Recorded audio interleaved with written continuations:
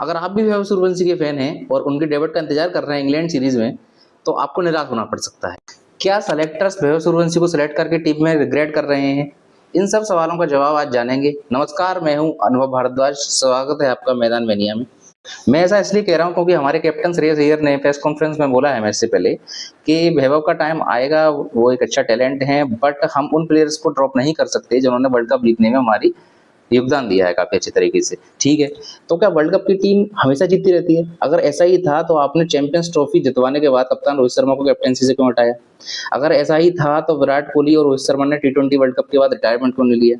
ये कौन सा लॉजिक हुआ? और इस हिसाब से तो कप्तान साहब आप भी वर्ल्ड कप विनिंग टीम के में हिस्सा नहीं थे, सूर्य कुमार यादव थे। उधर हमारे असिस्टेंट कोच रेयान टेन डस्कर्टे ने भी कहा है कि हम संजू सैमसन को बाहर नहीं कर सकते, उन्होंने वर्ल्ड कप जीतने में काफी अच्छा योगदान दिया था। तो इसलिए अगर ये लॉजिक की बात करी जाए तो समझ में आ रहा है कि जो टीम सेलेक्टर्स हैं उन्होंने तो वैभव को सिलेक्ट कर लिया, बट अब जो है टीम में प्लेयर्स में असहजता का माहौल है, प्रेशर फील कर रहे हैं और ये सही बात भी है। लेकिन अगर वैभव का डेब्यू हो जाता आयरलैंड सीरीज में और अगर हम हार जाते तो ये भी हो सकता था कि सारी जो ठीक रहता वो वैभव के ऊपर फोड़ दिया जाता, हार का ब्लेम गेम खेला जाता। ठीक ही है कि अभी तक डेब्यू नहीं हुआ है, डेब्यू जब होगा देखेंगे, लेकिन फिलहाल टीम के स्टेटमेंट से ऐसा नजर नहीं आ रहा है। बात करें दोस्तों आयरलैंड सीरीज की, तो हम सिर्फ हारे नहीं हैं, एक शर्मनाक रिकॉर्ड अपने नाम किया है कि पहली बार आयरलैंड ने हमको सीरीज हराई, वाइट वॉश भी किया। और इस सब के बावजूद हमारा जो कोच साहब हैं उनकी तरफ से कोई स्टेटमेंट नहीं आया कि हार की कोई जिम्मेदारी किसकी है, रिस्पॉन्सिबिलिटी किसकी है। ठीक है, वंस इन अ वाइल चलता है, बट हम हारे होते तो ठीक था, बट हम एक्सपोज हुए हैं लिटरली। फ्लैट ट्रैक पिचेस की जो आदत पड़ी है आईपीएल में, जो टी20 वर्ल्ड कप हुआ था वो भी फ्लैट पिचेस पर हुआ था, उसमें हमारे प्लेयर्स को जैसी थोड़ी शॉर्ट बॉल आती है, बॉल रुक के आती है, वेरिएबल बाउंस देखते हैं, पीठ ढेर हो जाती है।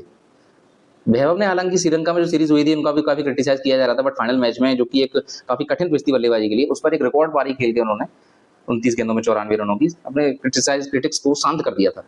वहीं जब हमारे कैप्टन साहब कह रहे थे कि वैभव सूर्यवंशी के अराउंड कोई हाइप नहीं है, सारे प्लेयर्स ने परफॉर्म किया है, तो उनको शायद पता होना चाहिए कि सारे प्लेयर्स ने ऑरेंज कैप आईपीएल में नहीं जीती है। सारे प्लेयर्स ने अंडर 19 वर्ल्ड कप में 80 बॉल्स में 175 रन की इनिंग्स नहीं खेली है। दूसरा, वैभव के नाम पर अगर हाइप नहीं है तो जो ओटीटी सब्सक्रिप्शंस थे ब्रॉडकास्टर के द्वारा, वो क्यों वैभव का इमेज लगा के सर्कुलेट किए गए? लोगों ने ओटीटी सब्सक्रिप्शंस खरीदे। आयरलैंड में टिकट्स जो थी उनकी रिकॉर्ड सेल हुई, वो भी वैभव के नाम पर की गई। तो ये जो लॉजिक है टीम इंडिया का, ये अभी समझ से बाहर है। जो बाकी देश होते हैं वो चाहते हैं कि वो एज को नहीं देखते, अगर प्लेयर यंगेस्ट है तो भी वो उसको खिलाएंगे परफॉर्मेंस के बेसिस पर, अगर प्लेयर की एज ज़्यादा हो गई है तो भी परफॉर्मेंस के बेस पर उसको मौका देते हैं। बट हमारे यहाँ क्या है कि जैसे ही एज ज़्यादा हुई प्लेयर की तो उसको बाहर का रास्ता दिखा दिया जाता है, प्लेयर छोटा है तो उसको इनएक्सपीरियंस कंसीडर किया जाता है, भले ही वो अपनी परफॉर्मेंस से कुछ भी कर चुका हो। अब आगे क्या होता है ये तो आज शाम को जो प्लेइंग 11 बनेगी टीम की तरफ से सामने आएगी मैच के दौरान, वो सामने आ ही जाएगा।